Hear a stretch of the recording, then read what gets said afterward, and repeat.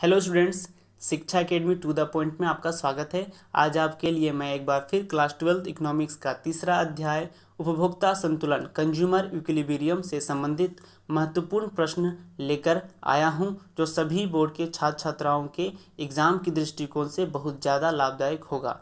इसलिए इस वीडियो को अंत तक देखें और इन प्रश्नों का अभ्यास और याद करें, क्योंकि इससे बाहर एक भी प्रश्न नहीं पूछे जाएंगे। यदि इस चैनल पर आप नए हैं तो सब्सक्राइब एवं शेयर करें ताकि और भी विद्यार्थी इसका लाभ उठा सकें। तो चलिए बढ़ते हैं हम पहले प्रश्न की ओर। जैसा कि पहले प्रश्न में पूछा जा रहा है कि किसी वस्तु में मानवीय आवश्यकता की पूर्ति की क्षमता को कहते हैं। तो किसी वस्तु में मानवीय आवश्यकता की पूर्ति की क्षमता को क्या कहते हैं? तो उपयोगिता। अगले प्रश्न में पूछा जा रहा है, एक वस्तु की सभी इकाइयों से प्राप्त होने वाली उपयोगिता के योग को क्या कहते हैं? तो एक वस्तु की सभी इकाइयों से प्राप्त होने वाली उपयोगिता के योग को कुल उपयोगिता कहते हैं। तो बढ़ते हैं अगले प्रश्न की ओर। अगले प्रश्न में पूछा जा रहा है कि उपयोगिता का क्रमवाचक सिद्धांत किसने दिया? तो उपयोगिता का क्रमवाचक सिद्धांत हिक्स एवं एलन ने दिया। अगले प्रश्न में पूछा जा रहा है कि सीमांत उपयोगिता ह्रास नियम के प्रतिपादक हैं। तो सीमांत उपयोगिता ह्रास नियम के प्रतिपादक गोसेन हैं। तो बढ़ते हैं अगले प्रश्न की ओर। अगले प्रश्न में पूछा जा रहा है कि उपभोक्ता का संतुलन उस बिंदु पर होता है जब सीमांत उपयोगिता मूल्य के बराबर होता है। तो आपका आंसर हो जाएगा अ। अगले प्रश्न में पूछा जा रहा है कि किसी वस्तु की मानवीय आवश्यकता को संतुष्ट करने की क्षमता है। तो किसी वस्तु की मानवीय आवश्यकता को संतुष्ट करने की क्षमता उपयोगिता है। तो बढ़ते हैं अगले प्रश्न की ओर। अगले प्रश्न में पूछा जा रहा है कि उपभोक्ता की सर्वाधिक संतुष्टि के लिए वस्तु की सीमांत उपयोगिता उसके मूल्य के समान होनी चाहिए। तो आपका आंसर हो जाएगा अ। तो बढ़ते हैं अगले प्रश्न की ओर। अगले प्रश्न में पूछा जा रहा है कि जब सीमांत उपयोगिता ऋणात्मक होती है तब कुल उपयोगिता घटने लगती है। अगले प्रश्न में पूछा जा रहा है, सम सीमांत उपयोगिता नियम के अनुसार उपभोक्ता के संतुलन की शर्त है। तो समसीमांत उपयोगिता नियम के अनुसार उपभोक्ता के संतुलन की दो शर्तें हैं।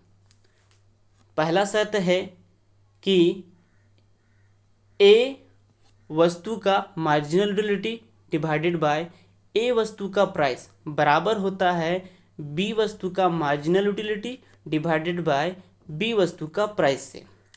और दूसरा जो शर्त है, ए वस्तु का marginal utility divided by B वस्तु का marginal utility divided by A वस्तु का प्राइस और डिवाइडेड बाय बी वस्तु का प्राइस अब आपस में बराबर होता है। तो आपका आंसर हो जाएगा स, अ तथा ब दोनों। तो बढ़ते हैं अगले प्रश्न की ओर। अगले प्रश्न में पूछा जा रहा है कि मार्शल के अनुसार किसी वस्तु की उपयोगिता को क्या कहते हैं?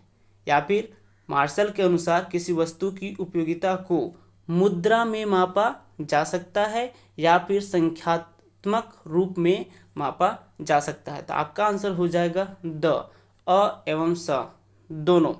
अगले प्रश्न में पूछा जा रहा है, बजट सेट के लिए आवश्यक है।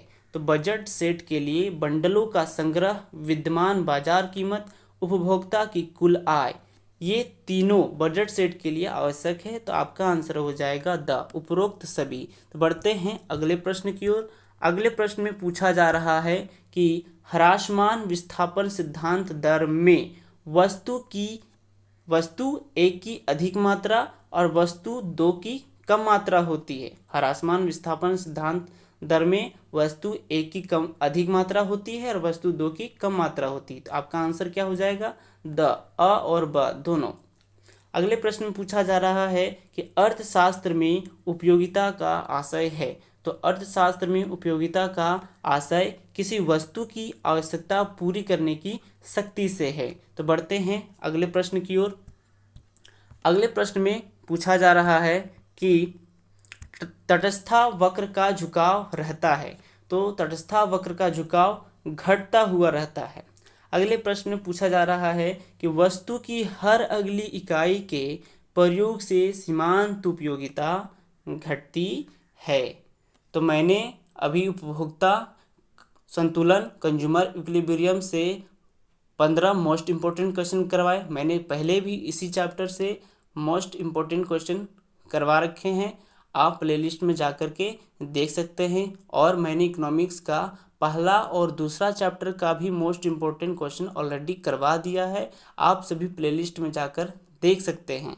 तो वीडियो को शेयर, लाइक एवं सब्सक्राइब करना ना भूलें। तो फिर मिलते हैं नेक्स्ट वीडियो में। जय हिंद, जय भारत, धन्यवाद।